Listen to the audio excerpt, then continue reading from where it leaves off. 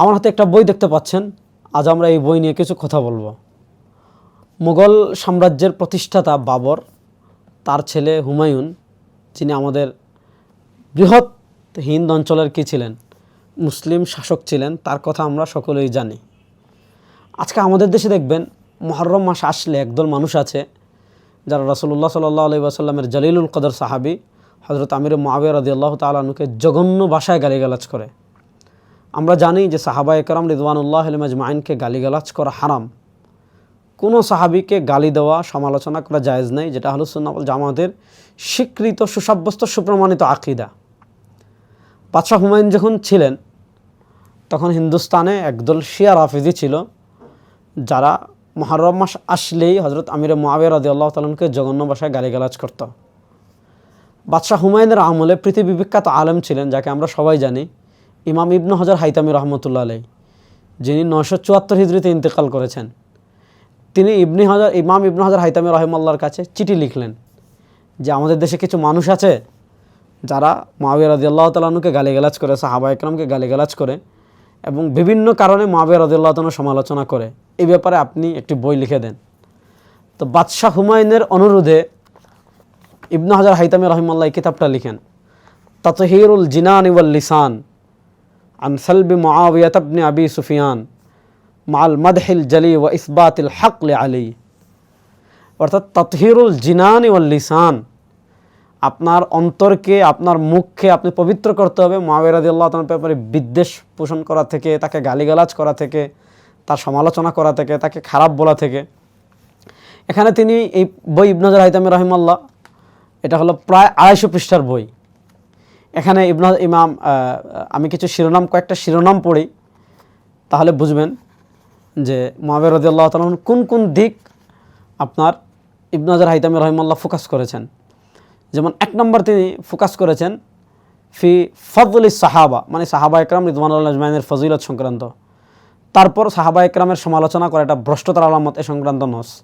এরপর তিনি শুরু করেছেন ফি ইসলামে মুআবিয়া রাদিয়াল্লাহু তাআলা ইসলাম গ্রহণ সংক্রান্ত। তাহকিকুল কওল ফি ইসলামি ক্বাবল ফাতহ, মক্কা বিজয়ের আগে ইসলাম গ্রহণ সংক্রান্ত মতের তাহকিক। এরপর ফি ফাযাইলিহি ওয়া মানাকিবিহি, মুআবিয়া রাদিয়াল্লাহু তাআলা ফজিলত, তার মানাকিব। এরপরে তিনি শিরোনাম দিয়েছেন ফাসলুন ফি কিতাবাতিহি লিল ওয়াহী, তিনি যে ওয়াহী লিখেছেন সে সংক্রান্ত। এরপর দুআউ নবী ইসলাম লাহু, রাসূলুল্লাহ সাল্লাল্লাহু আলাইহি ওয়াসাল্লাম তার জন্য দোয়া।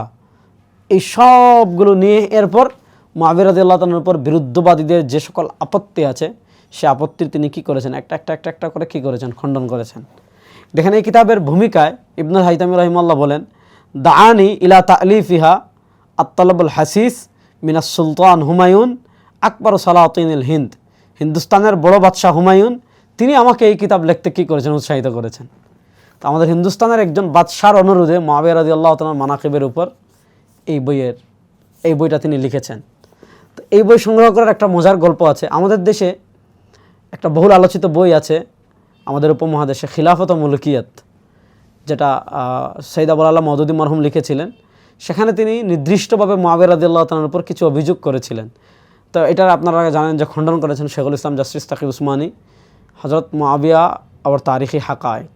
তো হযরত মুআবিয়া আবার তারিখি হাকায়েক, এটার উপর আবার অনেকে খণ্ডন করেছেন, বাংলাদেশ সহ অনেকে খণ্ডন করেছেন। তো তারা যে বইগুলো খণ্ডন করেছেন ওগুলো আমি যখন মোতালা করতে দেখলাম যে তারা মুআবিয়া রাদিয়াল্লাহু তাআলা খণ্ডন করতে গিয়ে তাকি উসমানী সাহেবের বিভিন্ন জায়গায় শুধু তাতহিরুল জিনান এতটুকু রেফারেন্স দিয়েছেন।